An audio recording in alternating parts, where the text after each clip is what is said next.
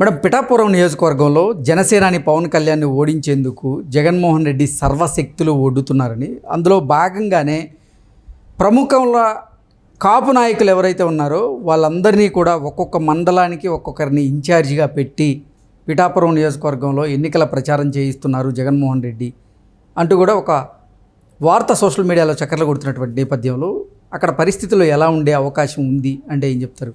ఈ నేపథ్యంలో ఈ అంశానికి సంబంధించి మనతో మాట్లాడేందుకు ప్రముఖ సీనియర్ జర్నలిస్ట్ దుర్గా వడ్లమణి గారు మనతో ఉన్నారు. మేడంతో మాట్లాడు. దుర్గా గారు నమస్తే. నమస్తే. పిఠాపురం నియోజకవర్గంలో వైసీపీ నుంచి పోటీ చేస్తున్నటువంటి వంగా గీత గారు అక్కడ ఓడిపోవడం ఖాయమని, జనసేనాని పవన్ కళ్యాణ్ గారు అక్కడ భారీ మెజారిటీతో గెలవబోతున్నారు అంటూ కొన్ని సర్వే సంస్థలు కొన్ని సర్వేలు చేసి వారి రిపోర్ట్స్ని అయితే బయటకు ఇస్తున్నాయి. అలాగే కొన్ని వార్తలు కూడా బయటకు వస్తున్నాయి. ఏంటి మేడం, నిజంగా పిఠాపురం నియోజకవర్గంలో భారీ మెజార్టీతో పవన్ కళ్యాణ్ గారు గెలవబోతున్నారా? అక్కడ పరిస్థితులు ఎలా ఉన్నాయి అంటే ఏం చెప్తారు? ఇప్పుడు పవన్ కళ్యాణ్కి గాలి వీస్తోందండి మంచిగా. వారి గాలి బాగుంది ఇప్పుడు, ఎందుకంటే పవన్ అంటేనే గాలి. ఇప్పుడు వారికి ఎన్నికల్లో జనసేన పార్టీకి మంచి మెజారిటీ వచ్చేలాగా కనిపిస్తుంది. దానికి చాలా కారణాలు మనం చెప్పుకోవచ్చు. ఇప్పుడు మనం గీత గారి గురించి తీసుకుంటే, వంగా గీత గారు ఆవిడ 2009 నుంచి 2014 వరకు పిఠాపురం నుంచి ఎమ్మెల్యేగా గెలిచి ఆవిడ అక్కడ ఉన్నారు. తర్వాత వారు కాకినాడ పార్లమెంట్ సభ్యురాలుగా వచ్చేసారు. అయితే పవన్ గారు ఎంతో ఆలోచించి పిఠాపురం నియోజకవర్గాన్ని తన ఎమ్మెల్యేగా నిలవడానికి ఎన్నుకున్నారు ఆయన. ఇప్పుడు అసలు మనం పవన్ కళ్యాణ్ విషయం తీసుకుంటే ఇంకొక రకంగా ఒక్కొక్కటి ఆయనకు అనుకూలంగా వస్తున్నాయి. ఇప్పుడు వారు టీడీపీతో కలవటం అనేది ఒక మంచి పరిణామం. అది చాలా, అంటే వారు ఫస్ట్ నుంచి కూడా, అంటే ఈసారి ముందుగా వారు నిర్ణయం తీసుకోవటం, ముందుగా వారు టీడీపీ తోటి ముందు నుంచి కూడా ఉండటం చంద్రబాబు నాయుడు గారితో, అది వారికి ఇప్పుడు చాలా సానుకూలమైన ఫలితాలను ఇస్తుందని మనం చెప్పుకోవచ్చు. గత ఎన్నికల్లో జరిగిన పరిణామాలు చూస్తే మనం జనసేన విడిగా పోటీ చేసింది, తెలుగుదేశం విడిగా పోటీ చేసింది.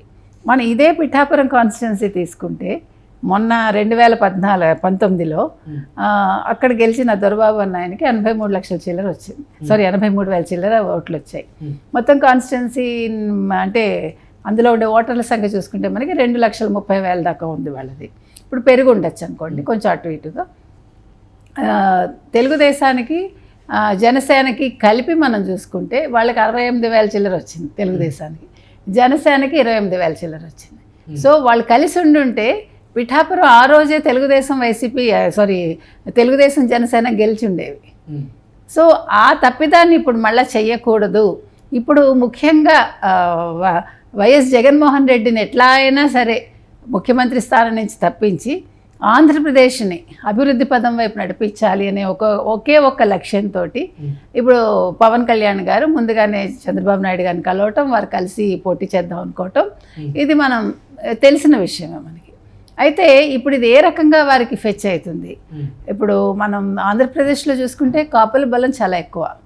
కాపుల అంటే వారి సామాజిక వర్గంది. ఆ తర్వాత అదొక్కటే కాదు, పవన్ కళ్యాణ్కి ఒక అజాత శత్రువులాగా అతను, అందుకని అతనికి చాలా ఎక్కువ మంది ఓటర్లే ఉన్నారు. లాస్ట్ టైం అసలు ఇంకా మంచి ఓటింగే వచ్చేది వారికి. ఎందుకన్నా మరి అంటే ప్రజల నాడి మనం చెప్పలేమండి. కానీ ఈసారి మాత్రం ప్రజలు కూడా పవన్ కళ్యాణ్ రావాలి అని చాలా గట్టిగా అనుకుంటున్నారు. ఇప్పుడు వీళ్ళ ముగ్గురు, ముఖ్యంగా బీజేపీ కూడా మన కలవటం, ఇవన్నీ కూడా కలిసి వచ్చే పరిణామాలు ఇవన్నీ. ఇంకొక విషయం ఏంటంటే, ఇప్పుడు వీటన్నిటికంటే కూడా పార్టీలు కూడా కావాలనుకుంటున్నాయి. ముఖ్యంగా మొన్న వారు చిరంజీవిని కలవటం, వాళ్ళ అన్నయ్య గారిని, అది వారికి చాలా ప్లస్ పాయింట్. అది ఫెచ్చింగ్ పాయింట్ ఆయనకి. ఎందుకంటే లాస్ట్ టైం మరి చిరంజీవి గారిని కలిసారా లేదా నాకు గుర్తులేదు, కానీ ఈసారి వారు ప్రత్యేకంగా వెళ్ళటం, వారి ఆశీర్వచనాలు తీసుకోవటం, తర్వాత చిరంజీవి గారు కూడా నేను నీతో పాటు ఉంటాను అని చెప్పటం అనేది, ఆయన ఫ్యాన్స్ కూడా పవన్ కళ్యాణ్కి ఇప్పుడు పనిచేస్తారు. ఒక పక్క పవన్ కళ్యాణ్ ఫ్యాన్స్ ప్లస్ కాపు సామాజిక వర్గం, మరో పక్క చిరంజీవి గారి ఫ్యాన్స్, మరో పక్క నాగబాబు గారు కూడా కొద్ది గొప్ప ఫ్యాన్స్ ఉంటారు కదా, వారి ఫ్యాన్స్, తర్వాత తెలుగుదేశం కార్యకర్తలు ఎవరైతే ఉన్నారో, తెలుగుదేశం ఓటర్లు ఎవరైతే ఉన్నారో వాళ్ళు కూడా పవన్ కళ్యాణ్ వైపు పనిచేస్తారు. మళ్ళీ మరో పక్క బీజేపీ. అంటే ఇంతమంది బలం వారికి ఉంది. ఓకే, అంటే అక్కడ వంగా గీత గారు లోకల్గా ఉంటారని, వంగా గీత గారు అందరితో కూడా మమేకం అవుతూ ఉంటారు, అందరికీ అందుబాటులో ఉంటారు అనేటువంటి ఒక పేరున్నటువంటి నేపథ్యంలో వంగా గీత గారికి అక్కడ పవన్ కళ్యాణ్ గారు 1,00,000కు పైగా మెజారిటీతో గెలిచేటువంటి అవకాశం ఉంటుందా, ఆ పరిస్థితులు ఉన్నాయా అంటే ఏం చెప్తారు? అంటే 1,00,000కి పైగా అనేది తర్వాత విషయం అండి. It's too early to decide. ఇప్పటికైతే 70-80 వేల మెజారిటీ వస్తుందని అయితే మనకి తెలుస్తోంది రిపోర్ట్స్ అయితే. అంటే ఇది ఇంకా పెరిగే అవకాశం అయితే తప్పకుండా ఉంది. తర్వాత వంగా గీత గారు స్థానికంగా ఉంటారు అంటే ఇప్పుడు పవన్ కళ్యాణ్ గారు కూడా అక్కడ ఇల్లు కట్టుకున్నారు, అక్కడ షిఫ్ట్ అయ్యారో అవుతారో ఏదో, ఎక్కడికి పిఠాపురంలో, అదొకటి. తర్వాత ఇప్పుడు ఎంత మీరు కాదనుకున్నా కూడా సినిమా క్రేజ్ వేరండి. మీరు ఎంత వద్దనుకున్నా కూడా జనాలకి సినిమా మీద ఉన్న మోజు, సినిమా నటుల మీద ఉండే ఇష్టం అనేది సామాన్యులకు ఉండదు. అంటే గతంలో కూడా పవన్ కళ్యాణ్ గారు 2 చోట్ల పోటీ చేశారు కదా, అది వేరు. అదే చెప్తున్నా, ఇప్పుడు మార్పు వచ్చిందని మనం చెప్పుకుంటున్నాం కదా. ఇప్పుడు ఇదివరకు ప్రజల్లో కూడా అసలు ఒక అయోమయ స్థితిలో ఉన్నారు. అప్పుడు లాస్ట్ టైం ఏం జరిగింది, జగన్మోహన్ రెడ్డి ఒకే ఒక ఛాన్స్ అని రావటం, వాళ్ళు కూడా ఏదో ఒక తెలియనితనంతోటో లేకపోతే ఒక మాయలోనే ఏదో మొత్తానికి జగన్మోహన్ రెడ్డికి 150 స్థానాలు ఇచ్చారు. కానీ లోపల ఏం జరిగిందో ఇప్పటికీ మనకి సందేహమే. ఎందుకంటే అన్ని సీట్లు అసలు వైసీపీకి ఎలా వచ్చాయి అన్నది ఈరోజు కూడా $1,000 క్వశ్చన్. అది అంత వచ్చే అవకాశం లేదు. ఏముందని అసలు జగన్మోహన్ రెడ్డికి? ఆయన అసలు ఒక అసెంబ్లీలో అంతకుముందు అడుగు పెట్టలేదు, అసలు ఏమీ చేయలేదు ఆయన. అటువంటి తండ్రి పేరు చెప్పుకుని నాకు ఒక అవకాశం ఇవ్వండి అంటూ వచ్చాడు ఆయన.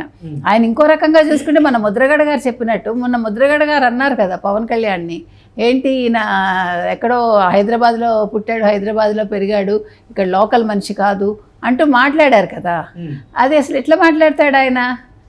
అదే ముద్రగడ అంతకుముందు ఎక్కడున్నాడు ఆయన? ఇంకొకటి, తెలుగుదేశంలో పనిచేశారు ఆయన, అంతకుముందు వేరే పార్టీల్లో ఉన్న వ్యక్తే కదా ముద్రగడ.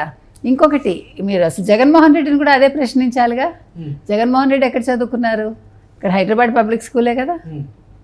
ఎక్కడ పుట్టారో అది తర్వాత విషయం, ఇక్కడ ఉన్న మనిషే కదా. ఆయనకు ఆస్తులు ఎక్కడున్నాయి జగన్మోహన్ రెడ్డికి? ఉన్నవంతా బెంగళూరు, లేకపోతే లండను, లేకపోతే హైదరాబాదు, మరొక చోట ఉన్నాయి. మరి జగన్మోహన్ రెడ్డి లోకల్ ఎట్లా అయిపోతారు? జగన్మోహన్ రెడ్డి లోకల్ అయినప్పుడు పవన్ కళ్యాణ్ కూడా లోకలే అవుతారు. ఇప్పుడు నటులకి మేడం, పిఠాపురం నియోజకవర్గంలో జనసేనాని పవన్ కళ్యాణ్ని ఓడించేందుకు జగన్మోహన్ రెడ్డి సర్వశక్తులు ఒడ్డుతున్నారని, అందులో భాగంగానే ప్రముఖంల కాపు నాయకులు ఎవరైతే ఉన్నారో వాళ్ళందరినీ కూడా ఒక్కొక్క మండలానికి ఒక్కొక్కరిని ఇన్ఛార్జిగా పెట్టి పిఠాపురం నియోజకవర్గంలో ఎన్నికల ప్రచారం చేయిస్తున్నారు జగన్మోహన్ రెడ్డి అంటూ కూడా ఒక వార్త సోషల్ మీడియాలో చక్కర్లు కొడుతున్నటువంటి నేపథ్యంలో అక్కడ పరిస్థితులు ఎలా ఉండే అవకాశం ఉంది అంటే ఏం చెప్తారు? ఇప్పుడు ఒక్కొక్క మండలానికి ఒక్కొక్క సీనియర్ నాయకుడిని పెట్టినంత మాత్రాన పవన్ కళ్యాణ్ గెలవరు అని అనుకోవటానికి లేదండి. ఎందుకంటే ఇప్పుడు ముద్రగడ పద్మనాభం నిన్నగాక మొన్న వచ్చాడు. ఆయన దేనికి వచ్చాడు? ఆయన అంటే నిన్నగాక మొన్న ఆయన అంటే వైఎస్ఆర్సీపీలోకి. ఓకే, వైఎస్ఆర్సీపీలోకి నిన్నగాక మొన్న వచ్చారు ఆయన. వచ్చిన మనిషి దేనికి వచ్చాడు ఆయన? అసలు ఇప్పుడు ఏం ఆశించి వచ్చాడు ఆయన? ఇప్పుడు కాపులకి ఏం చేశాడు ఆయన ఇంతకాలం? నిజంగా కాపులకు చేయాల్సిన సమయంలో ఆయన చెయ్యలేదు. మీరు చూస్తే కాపు ఉద్యమ నాయకుడు అంటారు కానీ ఆయన్ని అసలు ఉద్యమాన్ని నడిపింది ఎవరు అనేది అసలు మనం చరిత్రలోకి వెళ్ళి చూసుకోవాలి. అది ఇంకొక విషయం. కాకపోతే ఇక్కడ సీనియర్ని పెట్టినంత మాత్రాన ఒక్కొక్క మండలంలో ప్రజలు వింటారనేం లేదు. ఇప్పుడు మనకి యువత ఉన్నారండి. యువతదే ఇప్పుడు మనం భవితని అనుకున్నాం. మనం యువత ఎక్కువగా ఉన్నారు ఈసారి. యువత ఎవరి వైపు వెళ్తారు? డెఫినెట్గా పవన్ కళ్యాణ్ వైపే వస్తారు. అందులో నాకైతే ఎటువంటి సందేహం లేదు. ఇప్పుడు గీత గారి వైపు వెళ్తారు అనే దానికి ఎటువంటి అవకాశాలు మనకు కనిపించట్లేదు. ఇంకొకటి, జగన్మోహన్ రెడ్డి ఇప్పుడు చాలా భయపడుతున్నాడండి. ఆయన భయపడి ఎక్కడ పవన్ కళ్యాణ్ నెగ్గుతాడో ఆయనకు ఒక ప్రెస్టీజ్ ఇష్యూగా అయిపోయి, ఆయన మొన్న మీరు చూసుంటే ఎవరో ఇంకొక పవన్ కళ్యాణ్ పేరుతోటి ఒక బకెట్ గుర్తుతోటి తీసుకొస్తాడు అనే ఒక వార్త కూడా వచ్చింది మనకి. అంటే గాజు గ్లాస్కి దగ్గరగా ఇదని. ఆయన ఎప్పుడు మాట్లాడినా గాజు గ్లాస్ సింకులో ఉండాలంటాడు. గాజు గ్లాస్ సింకులో ఉండకపోతే ఎక్కడ ఉంటుందండి? తాగాక, టీ తాగాక. అంటే టీ తాగటానికి ఒక గాజు గ్లాస్ ఎంత ఉపయోగం? అది కూడా మనకు అర్థం కావట్లేదా? ఆయన ఎప్పుడు మాట్లాడినా ప్రతి సభలోనూ గాజు గ్లాసు సింకులో ఉండాలి అంటాడు ఆయన. ఫ్యాన్ మీరు చేతిలో పట్టుకుని తిరుగుతారా? ఫ్యాన్ కరెంటు షాక్ కొట్టి చేస్తాడు ఎవడన్నా నిజంగా ఫ్యాన్ తిరుగుతుంటే. కాబట్టి గాజు గ్లాస్ అనేది చాలా ఉపయోగపడే వస్తువు. అది మనందరం చిన్నప్పుడు గాజు గ్లాసులో టీలు తాగిన మాకు అనుభవాలు ఉన్నాయి మాకు. అందుకని అదేదో గాజు గ్లాస్ అంటే చిన్న చూపేం లేదు, గాజు గ్లాస్కి చాలా పెద్ద చరిత్రే ఉంది ఎప్పుడు కూడా. కాబట్టి అదేవిధంగా పవన్ కళ్యాణ్ కూడా ఒక చరిత్ర వస్తుంది ఇప్పుడు, ఆయన చరిత్ర సృష్టిస్తారు నా ఉద్దేశంలో. ఓకే, తప్పకుండా పవన్ కళ్యాణ్ గెలుస్తారండి, థంపింగ్ మెజారిటీతో ఆయన వస్తారు. 1,00,000 దాటుతుందా 1,00,000 దాటదా ఇంకొన్ని రోజులు బ్యాక్